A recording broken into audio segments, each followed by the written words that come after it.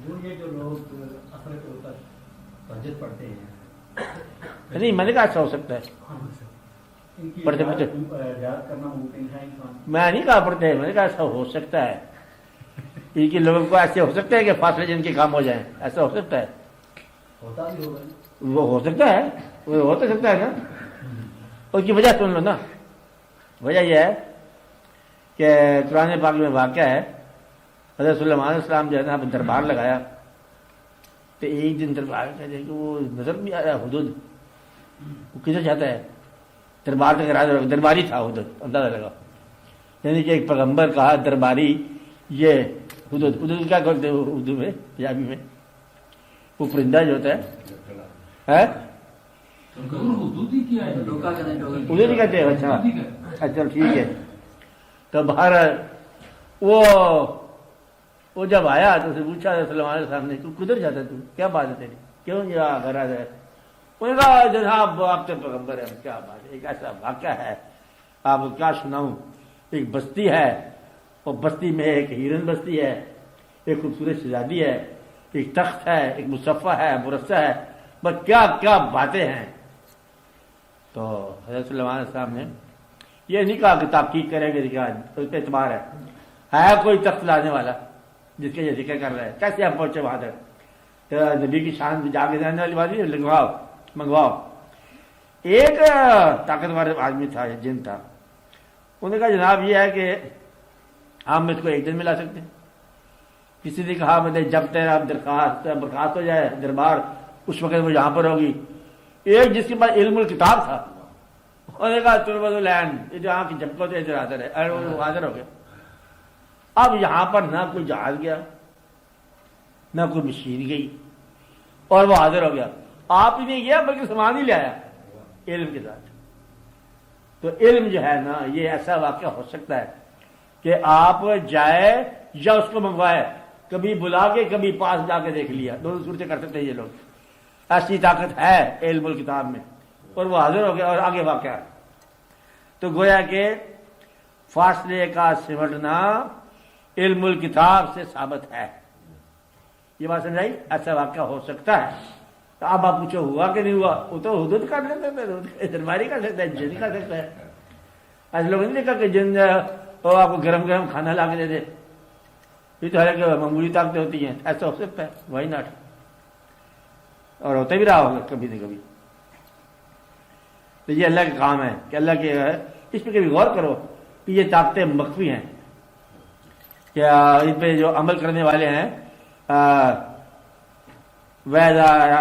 کیا ہے ارادہ چاہیں یقول لہو کن فیکون.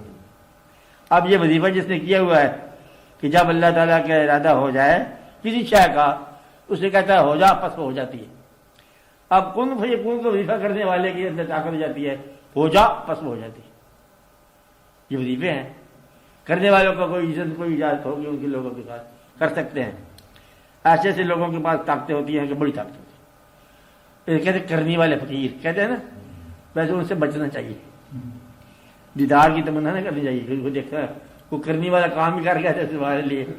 سب سے بڑی بات ہے کہ تمہیں کوئی اور ہی اسلام کے راستے پہ چلا دے، تھوڑی بہت زندگی گزارا یہ بھی گئی، وہ کر سکتے ہیں. آپ اور تم اس راستے پہ چل ہی پڑے. آپ تو اسلام کے راستے پر یہ کرنی والوں کی بات ہوتی ہے کہ وہ آپ کے دل میں تبدیلی پیدا کر دیں کہ دل جو ہے دنیا سے اچاڑ ہو جائے، آپ بیزار ہو جائے. تو یہ کرنے والے لوگ کرتے رہتے ہیں، اور ان کی نگاہوں میں ان کی باتوں میں قوت اور طاقت ہوتی ہے. تمہاری زندگی میں آہستہ آہستہ انقلاب ہے. میری زندگی میں کس نے کیا انقلاب برپا؟ نہ شام میری، نہ سحر میری سحر ہے. یہ کرتے رہتے ہیں انقلاب. اور ان لوگوں کے پاس فاصلے سے مٹنا تو کوئی مشکل بات نہیں کرتے ہیں. آپ کو خواہش ہے ان سے ملنے کی؟ اس کے علاوہ اور کیا خواہش ہے؟ لے اس کا نام ہوائی جہاز رکھ لے، راکٹ رکھ لے. صدیوں کا فاصلہ طے کر دیتا ہے منٹوں سیکنڈ میں. تمہاری رفتار ہے 4 میل فی گھنٹے سے پہلے چلتے ہو. بات تو انسان کی ہو رہی ہے. آپ کہتے ہو ایسا ممکن ہے مشینیں کر لیتی ہیں، تو بندہ کیوں نہیں کرتا؟ اب یہ ہے کہ تم اس قابل ہو اگر تو تم دیدار کر سکتے ہو. جس طرح وہ ولی اللہ جو جس سے تمہیں محبت ہے جس خانقاہ پہ جاتے ہو صاحب مزار کا دیدار ہو سکتا ہے؟ ہو سکتا ہے. جب کیا ہے ہو سکتا ہے. کیسے ہوتا ہے میں یہ بتاؤں گا کہ نہ کرو، تم چپ کر چلے جاؤ. اللہ کا دیدار ہو سکتا ہے، کچھ لوگ کہیں گے ہو سکتا ہے، میں یہ کہوں گا کہ دیدار کی تمنا نہ کرو، اطاعت کی تمنا کرو. آپ اطاعت کرتے جاؤ، اور جس طرح انسان جاتے ہیں اس طرح چلتے جاؤ. تو یہ اللہ چاہے گا تو دیدار ہو جائے گا. اب یہ بتایا تھا کہ تم اگر کرنا چاہو گے تو پھر فارمولہ بتائیں گے، پھر محنت کریں گے، پھر وظیفہ کریں گے، درخت کے اندر کنویں کے اندر الٹے الٹے رہیں گے 4 سال 5 سال، پھر تمہیں کہیں گے اب کرنی والے تم بنو. اور اگر وہ چاہے گا تو جلوہ دکھا دے. اس لیے یہی تو میں بات سمجھا رہا ہوں. اس کو پتہ چل گیا نا کہ یہ فارمولہ والا بندہ لگتا ہے محنت والا. ٹھیک ہے، میں کیا بتا رہا تھا کہ آپ اس کے ارادے والے بنو. اب یہ کیا یہ اپنا ارادہ کرتا ہے، کہتے ہیں اس کے ارادے والے کو دیکھتے ہیں کہ یہ اپنا ارادہ رکھتا ہوں. یہی تو پتہ کیا میں نے. آپ اس بات سمجھ جاؤ، یہاں سے کھیل آتا ہے. تو اگر اس کے نصیب میں ہوئی بات تو خود بخود سمجھ آ جائے گی. تو کوشش یہ کرو کہ آپ اپنی زندگی کو اس کے ڈیزائن میں چلنے دو، آسانی ہو جائے گی. کوئی فکر نہ کرو، نہ اس میں شامل کرو نہ اس میں کمی کرو، جیسے چلا رہا ہے چلنے دو. اور بات ڈاکٹر ممتاز. ہاں اگر کوئی مطلب اس طرح ہوتا ہے معاشرے میں تو نہ سمجھے کہ یہ بندہ کوئی زیادتی کر رہا ہے، ہاں جاتی کر رہا ہے جی، تو اس کو رجسٹ نہیں کرنا چاہیے کہ یہ اچھا. یہ اب 2 طرح کے بندے ہیں معاشرے میں. معاشرہ، سماج، سوسائٹی، دنیا کا پیغمبروں سے بڑھ کے آپ نے کیا رجسٹ کرنا ہے. پیغمبروں نے جب دنیا کے معاشرے کو درست فرمایا، اصلاح کی، تو ایک مقام پہ برے لوگوں کے برا رہنے کے آپ آزردہ ہوئے. پیغمبر یا اللہ یہ تو نہیں ٹھیک ہوتی ہے، اصلاح بھی ہو رہی ہے، اور کوشش کی. اللہ کریم نے ارشاد فرمایا کہ آپ محاسبہ کرنے والے نہیں ہو. Your duty is to preach. اب ہدایت دینا میرا کام، آزردہ نہ ہو. آپ یہ دیکھو کہ جب آپ اصلاح کرتے ہو کسی کی تو آپ مصلح کی حیثیت سے آتے ہو، تو یہ دیکھو کہ آپ اپنی اصلاح کر چکے ہو. اور اگر وہی فالٹ اپنے اندر موجود ہو کسی اور شکل میں تو پھر اصلاح کا کرو. ایک بات. دوسری بات، دنیا کے اندر سے آج تک نہ کفر نکلا نہ بدی نکلی، اور جو ولی اللہ اپنے منزلیں طے کرتے رہے. اپنی منزل کو دفاع کرو اور اس میں سے برے آدمی کو کوئی چھوٹی خوش نصیبی کا پیغام دیتے جاؤ. بس جہاد نہ کر دینا کہ جہاد کے اندر ہو سکتا ہے کہ آپ اس کے گمراہ کے ساتھ لڑتے لڑتے آپ بھی گمراہ ہو جاؤ. تو کافر کو اس وقت پریچ کرو جب تمہیں اپنے ایمان پر ذرا تھوڑا کانفیڈنس ہو جائے، اعتماد ہو جائے. بس پہلے اپنے آپ کو اعتماد بناؤ اور اللہ تعالیٰ کے تقرب کا اعتماد بناؤ، پھر پریچ کرو. پریچ کرنے میں مطلب بڑا دخل ہوتا ہے اپنے باطن کا. اگر باطن کے اندر آلائشوں کا امکان ہے تو بہتر ہے پریچنگ میں. اگر امکان ہے تو. اور 2 چیزیں نوٹ کرنے والی ہیں. اگر آپ کو پیسہ ٹیمپٹیشن دیتا ہے تو آپ پریچ نہ کرو.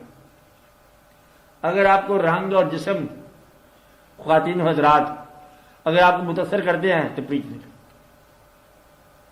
بھائی یہ 2 چیزیں ہیں کہ جسمانی تسکین اگر تمہاری خواہش میں آتی ہے پریچ نہ کرو.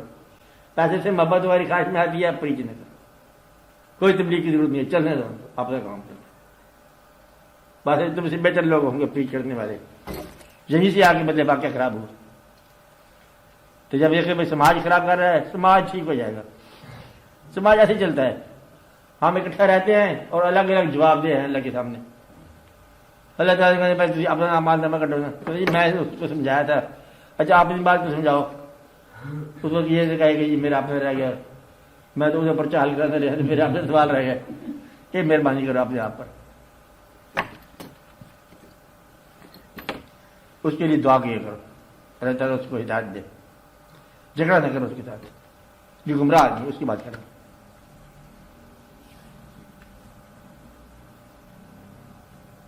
منظم کر لو سماج کو. رائٹ تھنکنگ لوگ اکٹھے ہو جائیں گے، خود بخود ایول ٹھیک ہو جائے گی. اور کے بعد ادمار صاحب آپ بولو، ریاض کیا بول رہے ہیں؟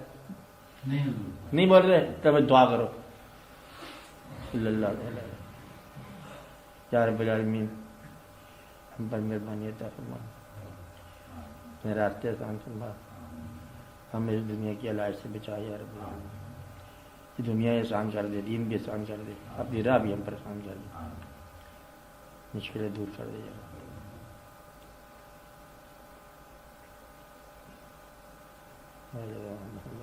زمین رکھو۔